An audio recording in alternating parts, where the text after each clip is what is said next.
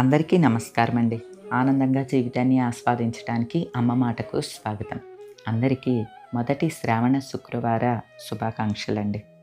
ఈరోజు ఉదయమే లేచేసరికి వర్షం పడుతూ ఉన్నది. అంటే పెద్ద వర్షం అంతా కాకపోయినా చినుకులు చినుకులు పడుతూ ఉన్నాయి. తర్వాత కొద్దిసేపటికి తెరపిచ్చిందనమాట. తెరపిచ్చిన తర్వాత కృష్ణయ్య దగ్గర ముగ్గు వేసుకున్నాను. మరి మళ్ళీ వర్షం పడుతుందేమోనని చిన్న ముగ్గు వేసుకుని సరిపెట్టుకున్నాను అనమాట అండి. ఈ 4 రోజుల నుంచి అడపాదడపా వర్షం పడుతూనే ఉన్నది, తెరపిస్తూనే ఉన్నదనమాట అండి. ఇక కృష్ణయ్య దగ్గర ముగ్గు వేసుకుని పూజ కోసం లోపలికి వెళ్ళాను. వస్తున్నా పిన్ని గారు. ఇగోండి పువ్వులు మీ లక్ష్మీదేవికి పెట్టుకోండి.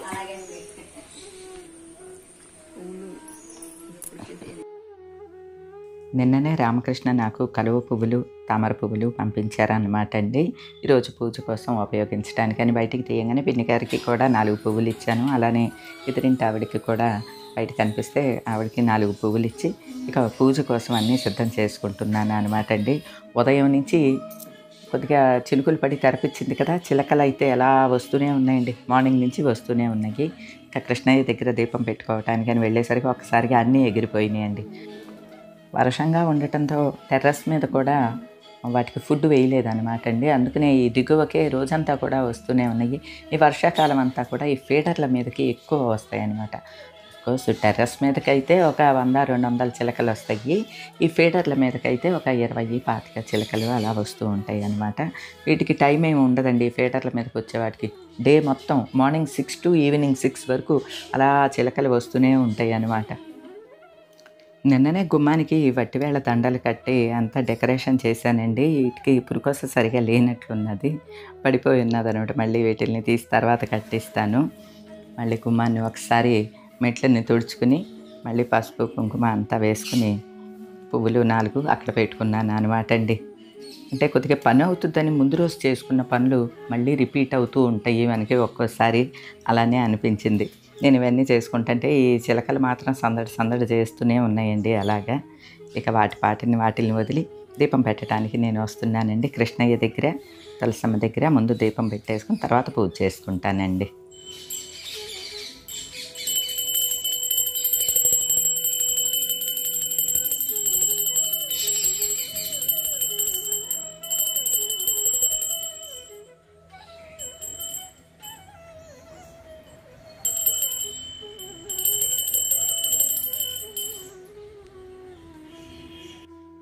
చిన్ని కృష్ణయ్య దగ్గర కుండల్ని మట్టిగా ఉన్నాయని కడిగిస్తే మొత్తం వైట్ అంతా పోయి బ్లాక్గా అయిపోయినాయండి. అసలు అక్కడ కుండలు ఉన్నట్లు కూడా కనపడట్లేదు అనమాట. ఇప్పుడు వైట్ పెయింట్ వేసుకోవాలి వాటికి, అప్పుడు కానీ ఆ డిజైన్స్ కనపడవని అనుకుంటున్నాను. కృష్ణయ్యకి దీపం పెట్టుకుని ఇక లోనికి వస్తూ ఉంటే గంగిరెద్దుల వాళ్ళు వస్తున్నట్లుగా వినిపించింది అనమాట అండి. గంగిరెద్దుల వాళ్ళు విశేషమైన రోజుల్లో వస్తే చాలా హ్యాపీగా అనిపిస్తుంది. ఇదివరకు ఇలా విశేషమైన రోజుల్లో మాత్రమే వచ్చేవాళ్ళండి. అంటే పండగలకే వచ్చేవాళ్ళు గంగిరెద్దుల వాళ్ళు. ఇప్పుడేంటో తరచూ వస్తున్నారండి. అది కూడా గంగిరెద్దుల్ని తీసుకురావట్లేదు. అడిగితే ఎండలు కదమ్మా, అవి దసిపోతాయి, అందుకని తేవట్లేదు అని చెప్తున్నారు. మరి ఇప్పుడు వర్షాలు పడుతున్నాయి కాబట్టి ఏమైనా గంగిరెద్దుల్ని తీసుకొస్తారేమో మరి. ఏది ఏమైనా ఈ హరిదాసులనగా, గంగిరెద్దుల వాళ్ళు అనగా, పిట్టల దొరలు ఇలాంటి వాళ్ళు ఇంకా వాళ్ళ కుల వృత్తిని చేసుకుంటూ కొనసాగిస్తూ వస్తున్నారు నేనంటే చాలా గొప్ప విషయంగానే నాకు అనిపిస్తుందండి.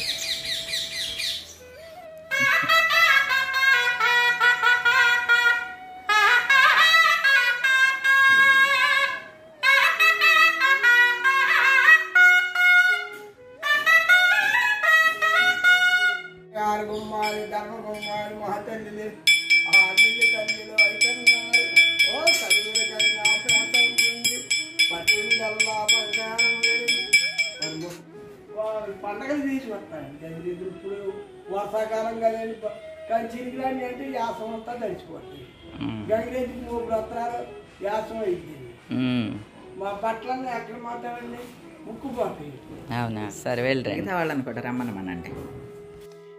వీళ్ళందరూ 4-5 వచ్చి కొన్నిళ్ళు ఒక్కొక్కళ్ళు వెళ్తూ ఉంటారనమాట అండి. వాళ్ళని కూడా రమ్మనమని వాళ్ళకు కూడా దక్షిణ ఇచ్చి పంపించాను అనమాట. వీళ్ళు వస్తేనే కదండి ఈ మాత్రం దానం చేయగలిగే అవకాశం దొరుకుద్ది మనకి.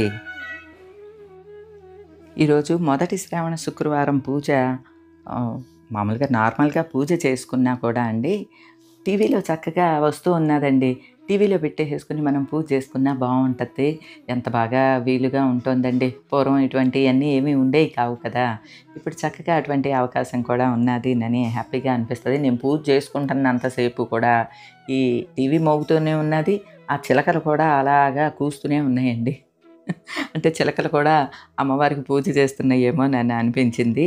కొద్దిగా ముసురుగా అట్లా ఉన్నది కదండీ! ఈ చిలకలకి 24 అవర్స్ ఇట్లానే ఉంటాయండి.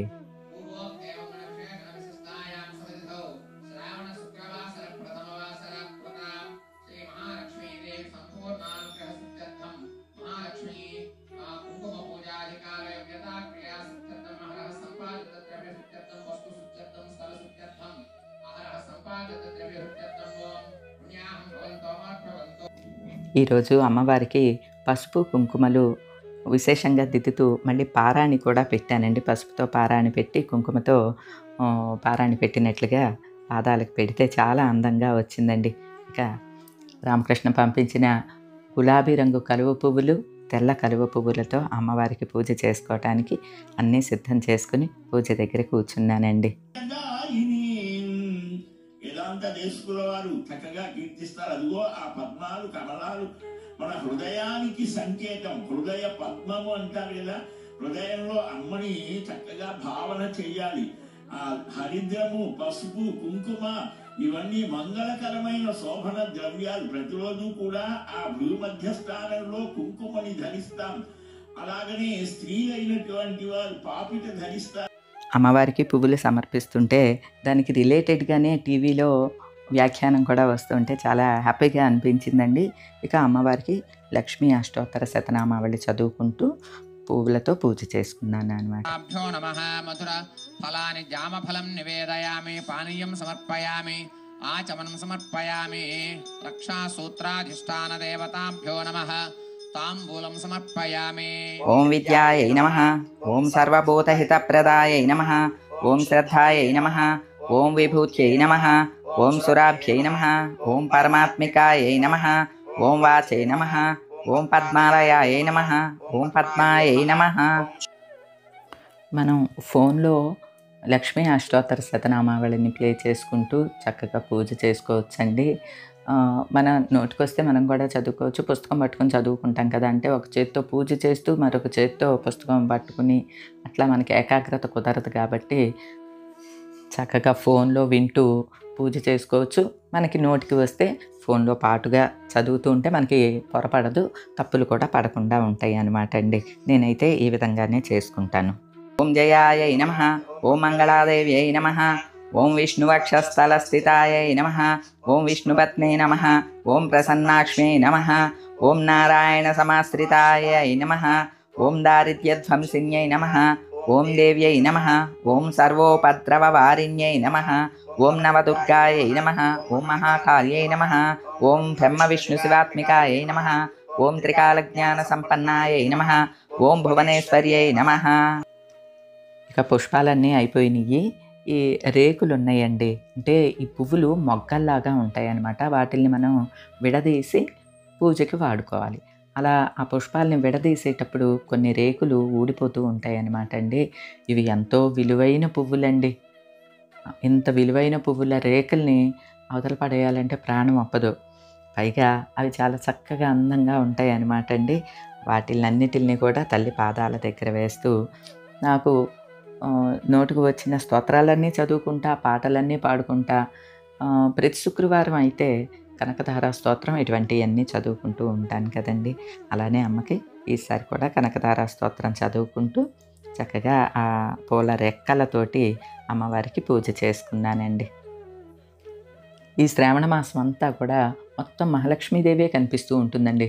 మన మనసుల్లో పూజా మందిరంలోనే కాదండి, టీవీల్లో కూడా ఎక్కడ చూసినా మహాలక్ష్మి స్తోత్రాలే వినిపిస్తూ ఉంటాయి. ముఖ్యంగా కనకధార స్తోత్రం ప్రతిరోజు వినండి.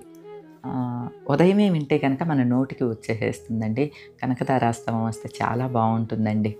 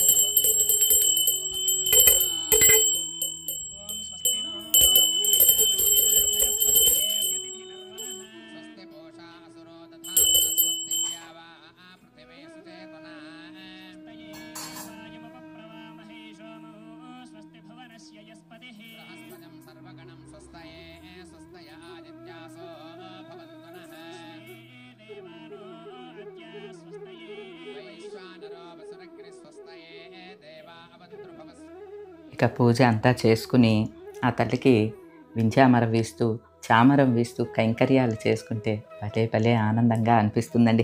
ఇంకా ఇంతకన్నా ఇంకేం కావాలి అని కూడా అనిపిస్తుందండి.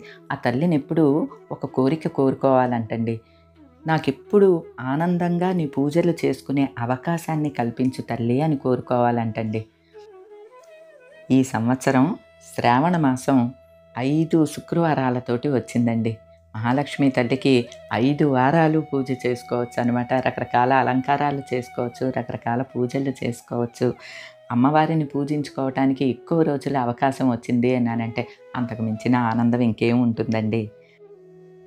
ఇక వరలక్ష్మి వ్రతం అయితే 3వ శుక్రవారం వచ్చిందండి. విశేషంగా అందరం జరుపుకోవాలని మనస్ఫూర్తిగా కోరుకుంటున్నానండి. ఇక నా పూజ అంతా పూర్తి చేసుకునే యువతలకు వచ్చేసరికి మన కుటుంబ సభ్యులు బెంగళూరు నుంచి వచ్చారండి. వారు వచ్చేసరికి చిలకలు ఫీడర్ల మీద వాలి సందడి చేస్తూ ఉన్నాయి కదండి. వాటిని చూసి ఆయన కూడా చాలా సంతోషించారనమాట. అలానే నాకు కూడా హ్యాపీగా అనిపించింది. ఎందుకంటే ప్రతిరోజు ఈ చిలకల్ని నేను మాత్రమే చూసి సంతోషిస్తాను. ఇలా ఎవరన్నా వచ్చినప్పుడు అవి కనిపిస్తే కూడా నాకు ఇంకా హ్యాపీగా అనిపిస్తుందండి.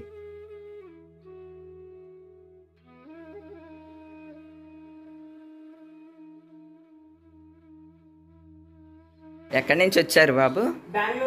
బెంగళూరు నుంచి వచ్చారు. థ్యాంక్ యూ బాబు, థ్యాంక్ యూ వెరీ మచ్. నేను అనుసరించి ఇల్లు కొన్నాను. ఇల్లు కొన్నారా? అవును, గుడ్ గుడ్. స్థలం కొన్నాను. మీరు చెప్పిన మాట అలాగే చాచు తప్పుగా విన్నాను. చాలా నచ్చింది, అందుకే మిమ్మల్ని కలిసిపోదాము అని వచ్చారా? థ్యాంక్ యూ బాబు, థ్యాంక్ యూ వెరీ మచ్ బాబు. చెప్తాను. ఆచారంలో పెట్టేవాళ్ళు ఎంతమంది ఉంటారు? ఏం అర్థం చేసుకోవాలంటే అన్ని వాళ్ళ సందర్భాన్ని బట్టి వాళ్ళకి అనుసరం అయితే మాత్రం మనము దాన్ని అనుసరించాలి. అంటే మీరు చెప్పేది అన్ని బాగుంటది. అంటే మనకి మన పరిస్థితులకి మన స్థలానికి అవన్నీ సరిపోతే గానీ అవి అనుకూలించాలి. వీరు బెంగళూరులో అల్ట్రాటెక్ సిమెంట్స్లో జాబ్ చేస్తారంటండి. ఇలాగ ఇంటికి వస్తాము అని చెప్పి నాకు మెయిల్ కూడా పెట్టారు. మావుళ్ళమ్మ తల్లి దేవాలయానికి వెళ్ళి అక్కడి నుంచి పూజ అయిన వెంటనే ఇంటికి వచ్చారు. అలానే మావుళ్ళమ్మ తల్లి ప్రసాదం కూడా నాకు తెచ్చిచ్చారనమాట. మీరు చూపించే ఈ ప్రేమ ఆదరాభిమానాలన్నీ కూడా ఆ తల్లి దీవెనలానే నేను స్వీకరిస్తాను. అలానే ఈ మొదటి శ్రావణ శుక్రవారం చాలా ఆనందంగా ఈ విధంగా పూజ చేసుకున్నానండి. రోజుకైతే ఇదేనండి. మరో మంచి వీడియోతో మళ్ళీ కలుస్తా. అప్పటి వరకు ఉంటానండి.